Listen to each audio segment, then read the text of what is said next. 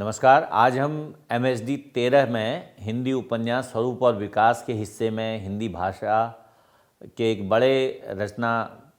उपन्यास पर बात करेंगे। उपन्यास की भाषा कैसी हो हिंदी उपन्यासों में, या उपन्यास की भाषा का स्वरूप कैसा होता है, इस पर बातचीत करेंगे आज। हम जानते हैं कि भाषा किसी अभिव्यक्ति का माध्यम है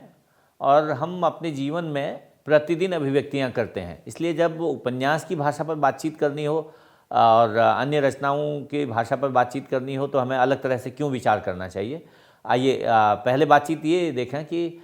जिससे हम उपन्यास विधा कहते हैं वो बना दो शब्दों से, उप और न्यास। इसका मतलब है सामने रखी हुई वस्तु जो आसपास रखी है, जिसे देखकर पढ़कर ये प्रतीत हो कि ये गाथा, ये कथा हमारी ही है, हमारे ही बीच की किसी की है। इस विधा में जो भी वातावरण है, जो भी दृश्य है, जो भी नायक हैं, वो सब हमारे आसपास के हों जैसे। इसीलिए इसको गद्य की बड़ी विधा के साथ अपने जीवन जगत की एक ऐसी विधा के तौर पर देखा जाता है जिसमें हमारा निकट का बिंब होता है। एक तरह से निकट का बिंब से मतलब है जीवन का चरित्र है ये, और जीवन का चित्र है जिसे हम एक कागज़ पर उतार सकते हैं। और ये जो चित्र और चरित्र है ये उपन्यास के माध्यम से हमारे मध्यवर्गीय जीवन के महाकाव्य के तौर पर इसकी स्थापना हुई। इसलिए जब किसी भी रचना की हम बात करते हैं तो उसमें गद्य और पद्य के अलावा नाट्य की भाषा की बात आजकल आती है। तो गद्य और पद्य में, पद्य या काव्य की जो भाषा है उसमें अधिक सृजनात्मकता होती है, ऐसा कहा जाता है, क्योंकि ये कहा गया कि जो कविता है उसके अर्थ के भिन्न भिन्न सेट्स आपको मिलते हैं, बार बार अलग अलग रूपों में मिलते हैं। जब हम नाटक, उपन्यास और कहानी पढ़ते हैं तो वो ये कल्पना प्रधान गद्य रूप हैं। तो कल्पना प्रधान गद्य रूप होने के कारण उपन्यास की भाषा, कहानी की भाषा, नाटक की भाषा कविता की भाषा से भिन्न होती है, ये बात सिद्ध है। इसी तरह से जो काल्पनिक गद्य माध्यम है, इनकी भाषा के अलावा अगर हम भाषण की बात करें, पत्रकारिता की बात करें, या पत्रकारिता की समीक्षा की बात करें, या आजकल हम जिसे हम सोशल मीडिया कह रहे हैं उसकी भाषा की बात करें, तो वो भी एक सूचनात्मक भाषा है। तो सूचनात्मक भाषा निश्चित तौर पर सृजनात्मक भाषा से भिन्न होती है। सूचनात्मक भाषा में हम ये ध्यान रखते हैं कि वह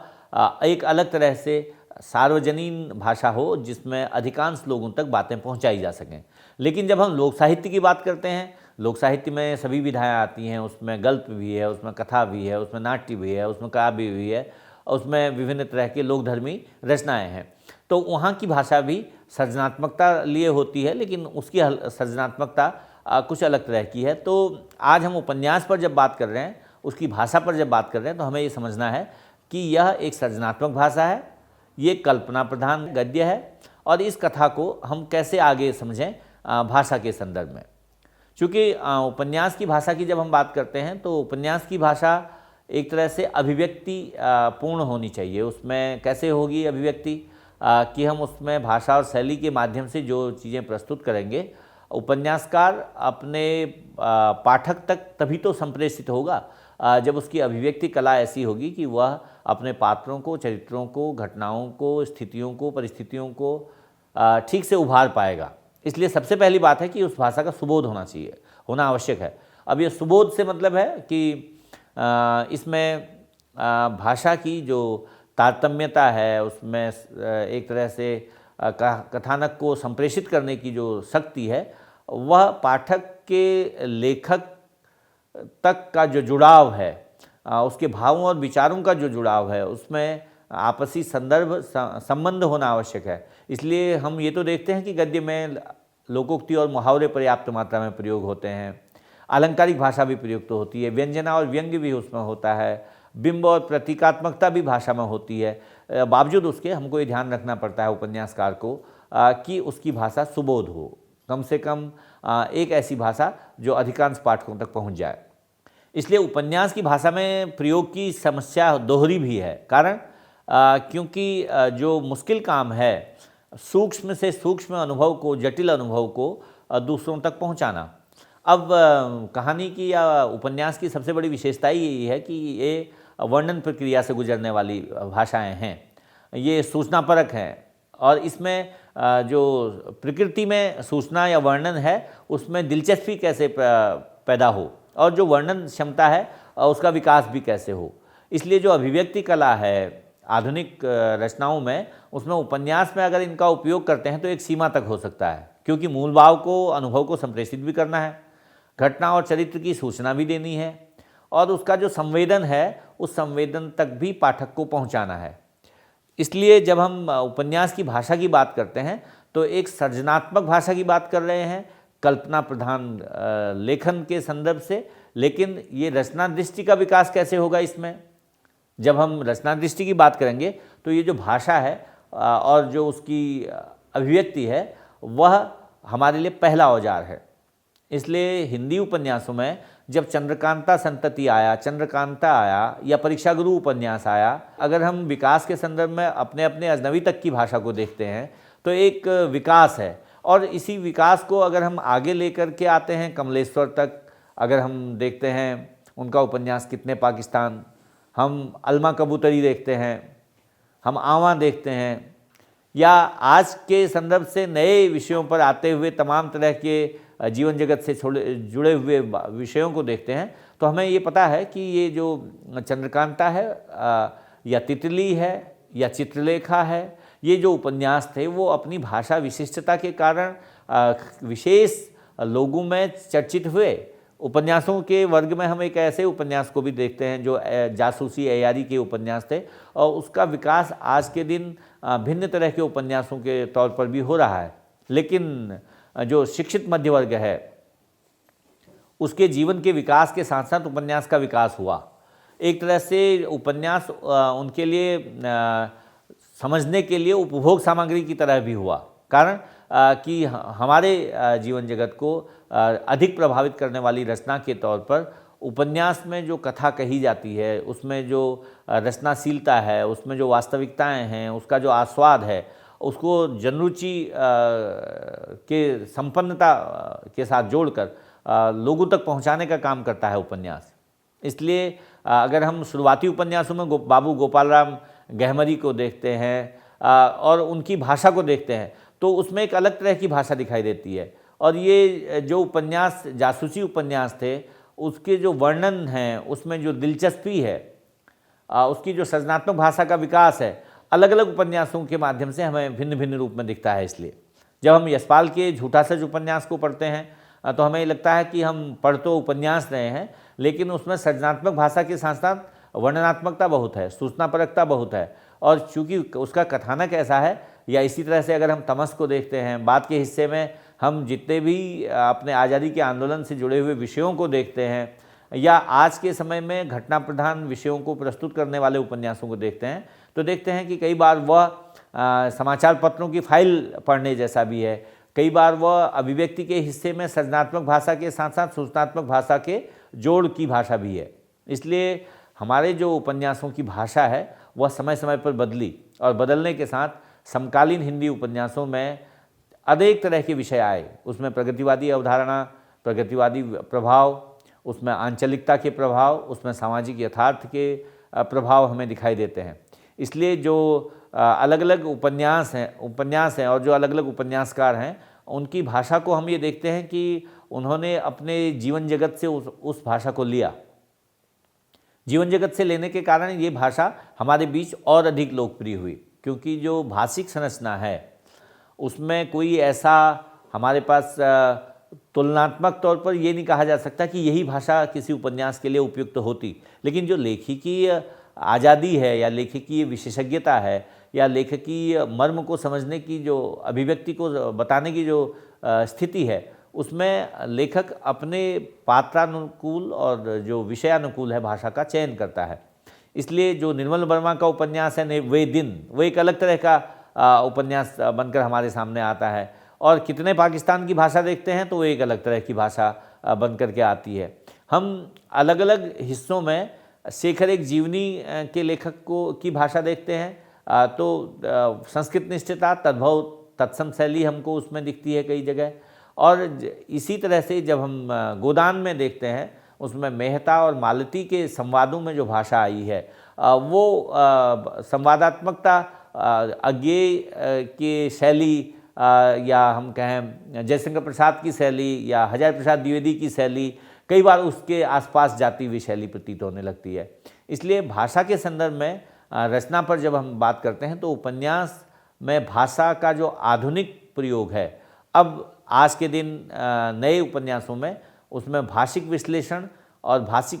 जो प्रस्तुति है वो भिन्न रूप में हो रही है। इसलिए नए उपन्यास जब भी आ रहे हैं आज के, उसमें भाषा का बदलाव पुराने उपन्यासों से भिन्न तौर पर दिखाई दे रहा है। कारण कि अंग्रेजी हिंदी के प्रभाव के अलावा, उर्दू हिंदी के प्रभाव के अलावा, क्षेत्रीय बोलियों के प्रभाव के अलावा आज के दिन अन्य भाषाभाषी समाजों से, चाहे वो हिंदी भाषाभाषी समाज भी अगर है तो तमिल, तेलुगु, कन्नड़, मलयालम, मराठी, गुजराती, पंजाबी, असमी, बंगाली, तमाम तरह की भाषा समाजों से जो शब्दावली हमारे बीच आई और जो व्यापारिक और लोकतांत्रिक अभिव्यक्तियों के नाते हम लोग एक दूसरे समाजों में आवाजाही कर रहे हैं, उनके नाते, और फिर दुनिया की तमाम भाषाओं से, जैसे फ्रेंच से, जर्मन से, रूसी भाषा से, अंग्रेजी से, चीनी से, जापानी से, या यूरोप या अरब दुनिया की अलग अलग छोटी छोटी भाषाओं से भी हमारे पास अनेक ऐसे शब्दावलियाँ आई हैं जो हमारी भाषा के हिस्से में न केवल जुड़ गई हैं बल्कि उनके माध्यम से उन स्थितियों परिस्थितियों को हम देख पा रहे हैं। इसलिए आज के दिन अगर हम समग्र तौर पर उपन्यास चर्चा करेंगे तो प्रवासी दुनिया में जो उपन्यास लिखे जा रहे हैं, चाहे वो ब्रिटेन में, चाहे अमेरिका में, चाहे मॉरिशस में, फिजी में, सूरीनाम में, गयाना में, या फिर कोरिया में, या जापान में, या चीन में, या फिर ऑस्ट्रेलिया में, इन तमाम देशों के औपन्यासिक जो हिंदी लेखन के हिस्से हम देखते हैं, वहाँ पर भाषा विकास अलग तरह से हो रहा है। नॉर्वे में रहने वाला लेखक या डेनमार्क में रहने वाला लेखक जब किसी चरित्र को गढ़ता है तो निश्चित तौर पर उसकी भाषा अभिव्यक्ति बदलती है। कारण अलग अलग भाषा अभिव्यक्तियों में, वाक्य गठन में, बिंब और प्रतीकों के प्रयोग में, संज्ञा सर्वनाम के प्रयोग में, वाक्य गठन में भिन्नता आती है। इसलिए जिसे हम आज का उपन्यास कह रहे हैं उसमें लेखक के जीवन जगत का समाज और उसके अनुभव जगत का समाज और उसके कथानक का समाज भिन्न भिन्न रूपों में हमारे सामने आता है। यद्यपि ये अनुभव या जीवन जगत से बदले हुए परिवेश में बदली हुई भाषा को हम हिंदी उपन्यासों में लंबी परंपरा से देखते हैं। मैंने जैसे अभी जिक्र किया था कि शेखर एक जीवनी अज्ञेय का उपन्यास है, उसमें जिस तरह की भाषा आई, या चित्रलेखा भगवती चरण वर्मा का उपन्यास है, उसमें जिस तरह की भाषा आई, या हम आज के दौर तक आते आते उपन्यासों में भाषा के विकास के क्रम में देखते हैं, चाहे वो प्रभा खेतान के उपन्यास हों, अलग अलग तरह के विषयों को लेकर, अलग अलग तरह के समाज को लेकर उनके यहाँ जो भाषा अभिव्यक्ति आ रही है वो भिन्न रूप में हमारे सामने आती है। ये हिंदी के बाद प्रेमचंद के चर्चा उपन्यास में भाषा को लेकर की भी होती है, क्योंकि प्रेमचंद ने सबसे पहले एक प्रयोग किया भाषा को लेकर कि उन्होंने आम जनजीवन के विषय ही नहीं लिए बल्कि भाषा भी आम जनजीवन की ली। इसीलिए उनके उपन्यासों में स्वाभाविक तौर पर उस समाज के जीवन की भाषा आई है, चाहे उसमें अभिव्यक्ति में निजी जीवन के अनुभवों से जुड़ी हुई भाषा है, उसमें प्रेम है, क्रोध है, उसमें गुस्सा है, और उसमें जो अभिव्यक्ति आई है उस अभिव्यक्ति में गालियाँ भी हैं, क्योंकि समाज के जीवन से जुड़े हुए तमाम तरह के संदर्भ अगर आते हैं तो उसमें निजी जीवन में जो भी प्रेम और जो भी ईर्ष्या, घृणा, द्वेष या क्रोध को अभिव्यक्त करने वाली भाषा है वो भी उस तरह से पूरी भंगिमा के साथ आई है। इसलिए जो बाद में जैनेन्द्र की भाषा बदलती है त्यागपत्र में, वो भी एक उपलब्धि है। जैनेन्द्र एक तरह से शब्दों के साथ साथ शब्दों की भंगिमा से भी काम लेते हैं। जब हम अज्ञेय को देखते हैं तो उनके यहाँ वर्णन जो है विषयों का या जो प्रस्तुतिकरण है वो भिन्न तरीके से आता है। इसीलिए शेखर का जो चरित्र है, जो शशि का चरित्र है, वह अलग तरह से अपनी अभिव्यक्ति करता है। त्यागपत्र में जो बुआ का चरित्र है, प्रमोद का चरित्र है, वो अन्य तरह से अभिव्यक्ति करता है, क्योंकि उनका समाज एक अलग समाज है जो प्रेमचंद के साहित्य के में जिस समाज से हम भिन्न समाज के तौर पर पाते हैं। इसीलिए जब उपन्यास की भाषा की ओर बात की जाती है तो ये जैनेन्द्र अज्ञेय के अलावा बाद के जो हमारे महत्वपूर्ण रचनाकार हैं उनकी भाषा को लेकर एक विवेचना भी होता है। जैसे अगर हम जयशंकर प्रसाद की भाषा कहें या जयशंकर प्रसाद के समकालीन अन्य लेखकों में जैनेन्द्र की भी अगर बात करते हैं, बाद में हम भगवती चरण वर्मा, यशपाल, उपेंद्र नाथ हंस, कमतलाल नागर, मोहन राकेश, इनकी भाषा की बात करते हैं, तो इन्होंने जो कथानक को अभिव्यक्ति दी है वो उस विषय विशेष में रचनाकारों में भिन्न तरीके से मिलती है। और देवराज का उपन्यास अगर हम रोड़े और पत्थर की बात करें, प्रभाकर माचवे का द्वाभा की बात करें, या निर्मल वर्मा के वे दिन की बात करते हैं, तो ये जो उपन्यास हैं उनमें जो वर्णन है, जो भाषिक सृजनात्मकता है, वो भिन्न रूप में हमारे सामने आती है। जो उपन्यासों की भाषिक सर्जन की प्रक्रिया है, इसलिए उसमें हमें एक अच्छे रचनाकार में कितनी तरह की भाषिक क्षमता है उसको भी देखने का अवसर मिलता है। तो कारण वही है कि जो कविता के साथ उपन्यास लिख रहे हैं उनकी भाषा, और जो नाटक के साथ उपन्यास लिख रहे हैं उनकी भाषा, जो जीवन जगत के विषयों को लेकर उपन्यास लिख रहे हैं उनकी भाषा, और जो ऐतिहासिक और हमारे मिथकीय विषयों को लेकर रचना कर रहे हैं उनकी भाषा में विकास होना निश्चित है, और वो विकास हमें हिंदी उपन्यासों की भाषा में दिखाई देता है। इसलिए जो भाषिक विकास है, ये उपन्यास की जो भाषा है उसमें वर्णन साध्य नहीं है, साधन अधिक है, क्योंकि जो भी अनुभव है उसका संप्रेषण करता है लेखक, और उस अनुभव को जीवन जगत तक पहुंचाता है किस रूप में कि वह एक आवश्यक रचनाकर्म को, स्थूल वर्णन को और सृजनात्मक भाषा के साथ जोड़ता है, और जो वर्णनात्मक भाषा है उसका प्रयोग करता है साथ में। इस तरह से जो रचनाकर्म है वो भिन्न तरह से हमारे सामने प्रस्तुत होता है।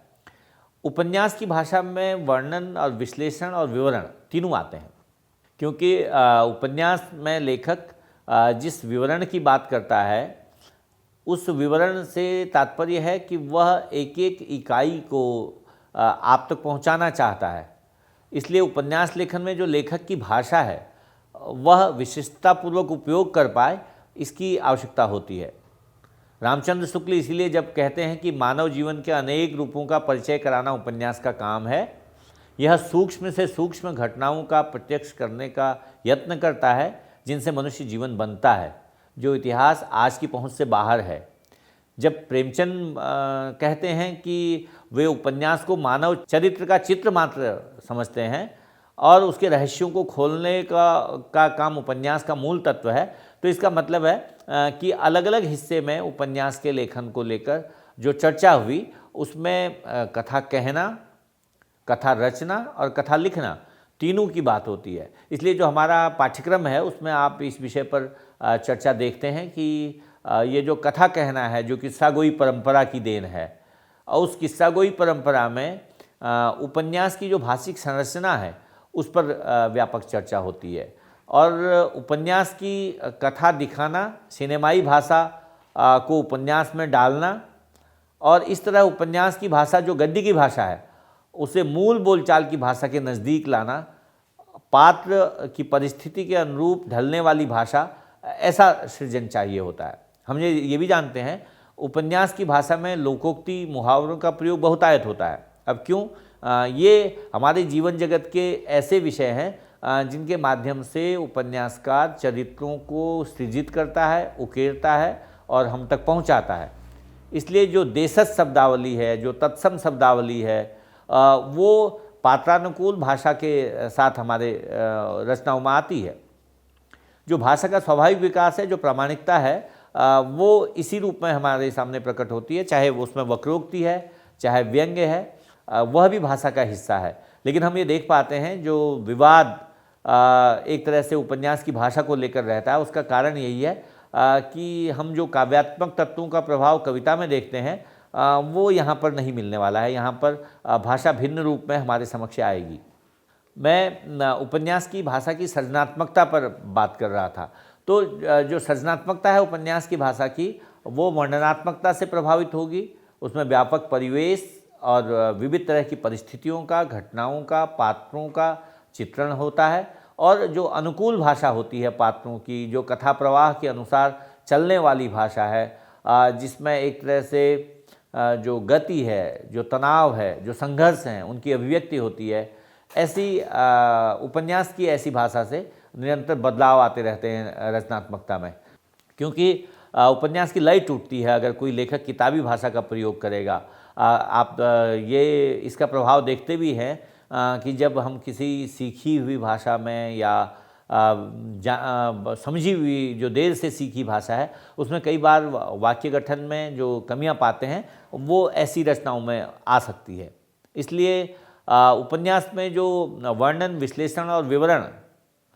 तीनों के हिस्से में जो भाषा प्रयोग है वह लेखन को और अधिक लोगों तक पहुंचाता है, क्योंकि एक लेखक अगर विशिष्टतापूर्वक अपनी भाषा का प्रयोग करता है तो वो विशिष्टता उसके वर्णन में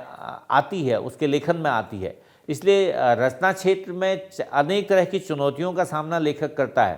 परंतु जो उपन्यास में नई संभावनाएं हैं उनको भी हम उकेरते रहते हैं। इसलिए जो साहित्यिक रचनाशीलता है वो इस बात पर निर्भर करती है कि जो लेखन है वह वर्णनात्मकता या सृजनात्मकता के भीतर एक ऐसी स्थिति परिस्थिति पैदा करे कि पाठक उस रचना को अपने से जोड़े। हिंदी में हम ये जानते हैं वर्णनात्मक जो उपन्यास हैं उनका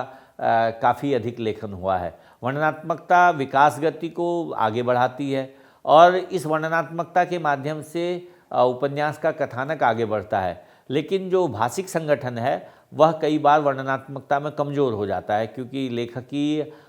जो विशिष्टता है उसमें वर्णन में स्थूलता नहीं आनी चाहिए और जो एक तरह से साहसिक प्रयोग है वह उपन्यास को आगे तो बढ़ाते हैं। मुझे आबिद सुरती का एक उपन्यास है तितली के पंखों पर उसका नाम, उसका एक संदर्भ देना मैं उपयुक्त समझता हूँ कि वो एक औपन्यासिक कृति बनाते समय यह ध्यान रखते हैं कि यह एक डायरी है, वह डायरी जो दिन प्रतिदिन लिखी जा रही है और उसके जो पात्र हैं वो अपने जीवन के प्रतिदिन के अनुभवों को डायरीकृत कर रहे हैं और डायरी लिखते लिखते वो उपन्यास पूरा हो जाता है। इसमें प्रतिदिन की घटनाओं को कैसे लिखा जाए कि वह भाषा इस कथानक को संप्रेषित करे, उसका पूरा ध्यान रखा गया। आज इस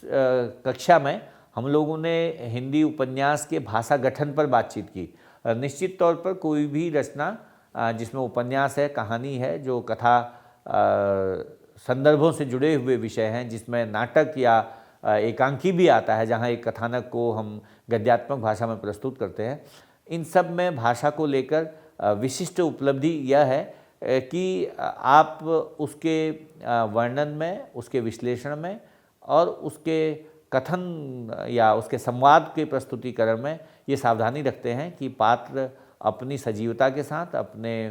परिवेश के साथ, अपने जीवन जगत के चरित्र के साथ उपस्थित रहेगा और उसकी जो उपस्थिति है, पात्र की उपस्थिति, वह खाली स्थूल ढंग से नहीं होगी बल्कि इस रूप में होगी कि वह उस पात्र के माध्यम से कथानक को आप तक संप्रेषित कर सकेगा। एक विद्यार्थी के रूप में और एक पाठक के रूप में जब हम उपन्यास को पढ़ते हैं तो हमारे लिए उपन्यास की भाषा एक महत्वपूर्ण आयाम है उसका, क्योंकि जो भी सृजनात्मकता हम उस भाषा से सीखते हैं उसके माध्यम से हम अन्य रचनाओं में उस भाषा का जो वैशिष्ट्य है वो भी निश्चित करते हैं। इसलिए समकालीन हिंदी उपन्यास में चाहे जिस भी अवधारणा से वो आए हों, चाहे प्रगतिवादी, चाहे आंचलिक, चाहे सामाजिक यथार्थ को अभिव्यक्त करने वाले उपन्यास या जीवन जगत के नए हिस्से में उत्तराधुनिक समाज को अभिव्यक्त करने वाले उपन्यास, दलित जीवन या स्त्री जीवन को अभिव्यक्त करने वाले उपन्यास या हमारे आदिवासी जीवन को अभिव्यक्त करने वाले उपन्यास, उनकी जो भाषा है वही एक ऐसा तत्व है जो रचना को विशिष्ट रचना बनाता है। इसलिए आपको जब किसी भी उपन्यास को पढ़ना है तो उसमें उस चरित्र के गठन के, उस भाषा के प्रयोग के दोनों आयाम हमें समझने पड़ते हैं, समझने चाहिए। और जैसा कि मैंने प्रारंभ में भी कहा था कि ये